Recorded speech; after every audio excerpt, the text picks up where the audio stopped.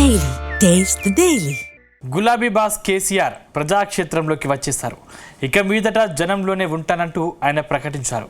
త్వరలోనే 3 చోట్ల బహిరంగ సభలకు రెడీ అవుతున్నారు. కేసీఆర్ రాకతో గులాబీ పార్టీలో కొత్త జోష్ వచ్చిందా? ఇదే సమయంలో అధికార పార్టీలో టెన్షన్ మొదలైందా? రానున్న రోజుల్లో కేసీఆర్ దూకుడును తెలంగాణ ప్రజలు చూడబోతున్నారా? Let's watch the story.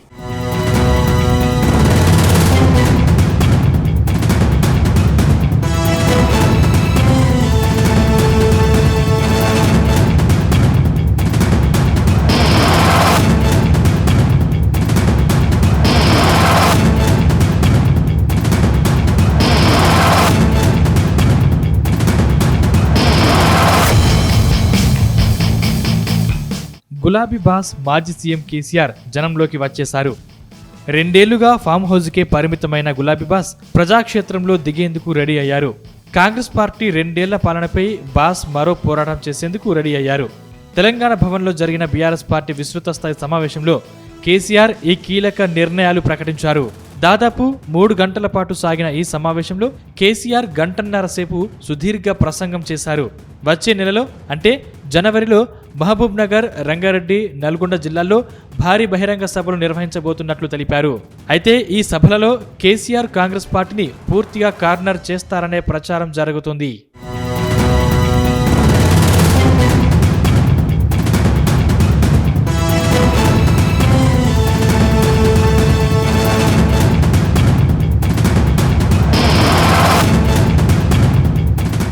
గత అసెంబ్లీ ఎన్నికల్లో దక్షిణ తెలంగాణ జిల్లాలోనే గులాబీ పార్టీకి గట్టి షాక్ తగిలింది.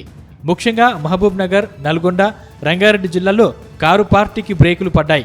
ఈ 3 జిల్లాల్లో కాంగ్రెస్ పార్టీకి భారీ మెజారిటీ లభించింది. అయితే ప్రభుత్వం మారాక కేసీఆర్ ఈ జిల్లాలపై స్పెషల్ ఫోకస్ పెట్టారు. ఈ జిల్లాలతో ముడిపడిన కృష్ణా నీటి అంశంలోనే కాంగ్రెస్ ప్రభుత్వాన్ని టార్గెట్ చేస్తున్నారు. అందుకే కృష్ణా జలాల అంశాన్ని తెర మీదకు తెచ్చారనే టాక్ వినిపిస్తోంది. ముఖ్యంగా ఏపీ జలదోపిడిని అడ్డుకోవడంలో రేవంత్ సర్కార్ పూర్తిగా విఫలమైందని కేసీఆర్ అంటున్నారు. బీఆర్ఎస్ అధికారంలో ఉన్నప్పుడు పాలమూరు రంగారెడ్డికి 91 టీఎంసీలు కేటాయిస్తే ఈ ప్రభుత్వం 45 టీఎంసీలకే కేంద్రం దగ్గర అంగీకరించిందని ఆరోపించారు. దీనిపై అవసరమైతే కేంద్రానికి లేఖ రాస్తానన్నారు. కృష్ణా జలాల హక్కుల పరిరక్షణ లక్ష్యంతో ప్రజల్లో చైతన్యం రగిలించేందుకు బహిరంగ సభలు నిర్వహించాలని నిర్ణయించామని చెప్పారు. మేము అదొకటి అడ్డం పొడుగు మాట్లాడి, కిరికిరి మాటలు మాట్లాడి, ఈ కారు కూతలు కూసి ఏదో చేస్తామనుకుంటే నడవదిగా. ఈ ఏళ్ళ దాకా వేరే కథ, రేపటి నుంచి వేరే తోలు తీస్తాం. ఎక్కడికక్కడ ప్రజలు ఖచ్చితంగా ఎక్కడికక్కడ నిలబెట్టే ప్రయత్నం చేస్తాం. అడుగున చెక్ చేస్తాం. ప్రతి విషయంలో చెక్ చేస్తాం. Sufficient time we have given. మేము తొందరపడి మేము ఎందుకు కన్నెర్రయ్యి మా ప్రభుత్వం పోయింది వీళ్ళు వచ్చింది అనేటువంటి ఒక పిచ్చి అయ్యి అట్లా మేము చేయలే, అటువంటి వాడికి పోలే. అప్పుడు ముఖ్యమంత్రి ఉన్న చంద్రబాబు నాయుడు ఆయన మహబూబ్ నగర్ జిల్లాను దత్తత తీసుకున్నాడు. ఆయన దత్తతలో ఉండే నేను అడాప్ట్ చేసుకుంటున్నా ఈ కరువు జిల్లా, దీన్ని అది చేస్తా, ఇది చేస్తా, పొడి చేస్తా అని మాటలు చెప్పి ఇష్టం వచ్చినన్ని పునాదురాలు వేసిండు. కలువ కుర్తి, మన్ను, మశాను, రకరకాల పునాదురాలు వేసుకుంటూ పెట్టు. ఉద్యమ సందర్భంగా నేను చేసే ఉపన్యాసాలలో నేను మాట్లాడేది ఈ పునాదురాలన్నీ ఎందుకు మనకు పట్క ఏడుస్తానికా, చూస్తానికా, ఏం లాభము?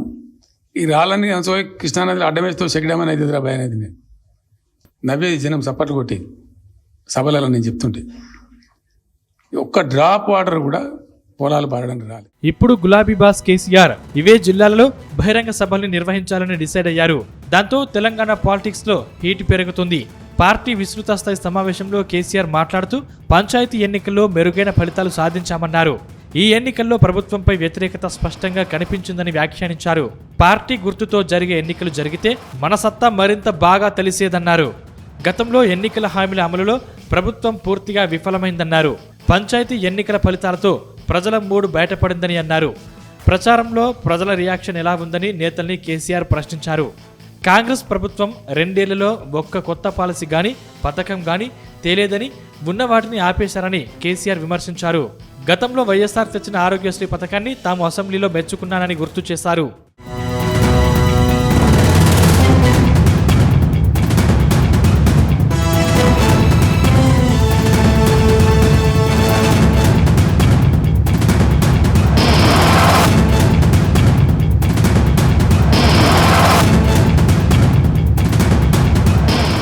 అయితే దాదాపు 8 నెలల తర్వాత కేసీఆర్ ప్రజాక్షేత్రంలోకి వచ్చారు.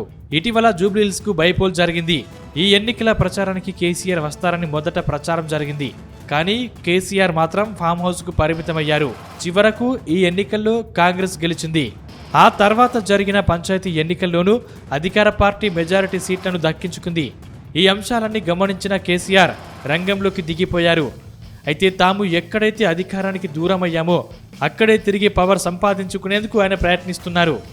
ప్రస్తుతం నల్గొండ, పాలమూరు, రంగారెడ్డి జిల్లాలో బీఆర్ఎస్ కు బలమైన క్యాడర్ ఉంది. కానీ వారంతా అధినేత పిలుపు కోసం ఎదురు చూస్తున్నారు. ఇప్పుడు ఆయనే రంగంలోకి దిగడంతో రానున్న రోజుల్లో ఈ 3 జిల్లాల్లో రాజకీయం మరింత హీటెక్కడం ఖాయంగా కనిపిస్తోంది.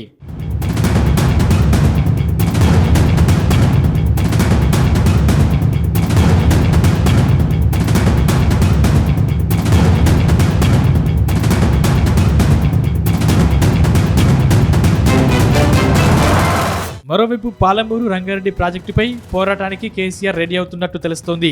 ఈ ప్రాజెక్టు డీపీఆర్ను కేంద్రం వెనక్కి పంపిందని, అయినా రాష్ట్ర ప్రభుత్వం సైలెంట్గా ఉందని ఆయన అంటున్నారు.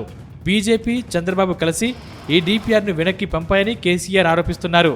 ఇప్పటికే పాలమూరుకు బచావత్ ట్రిబ్యునల్ కేటాయింపులు ఉన్నాయని, తీసుకెళ్లడానికి ఎందుకు ప్రభుత్వం ప్రయత్నించడం లేదని కేసీఆర్ ప్రశ్నిస్తున్నారు. గత ప్రభుత్వ హయాంలో పాలమూరు, రంగారెడ్డికి 27,000 కోట్లు ఖర్చు పెట్టామని, మోటార్లు కూడా పెట్టామన్నారు. ఆ ప్రాజెక్టును తాము 80 నుంచి 90% పూర్తి చేశామని కేసీఆర్ అంటున్నారు.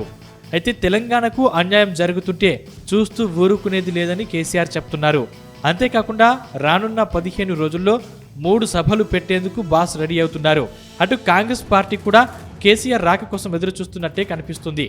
మొత్తంగా కేసీఆర్ రాకతో తెలంగాణలో పాలిటిక్స్ ఒక్కసారిగా హాట్గా మారుతున్నాయి.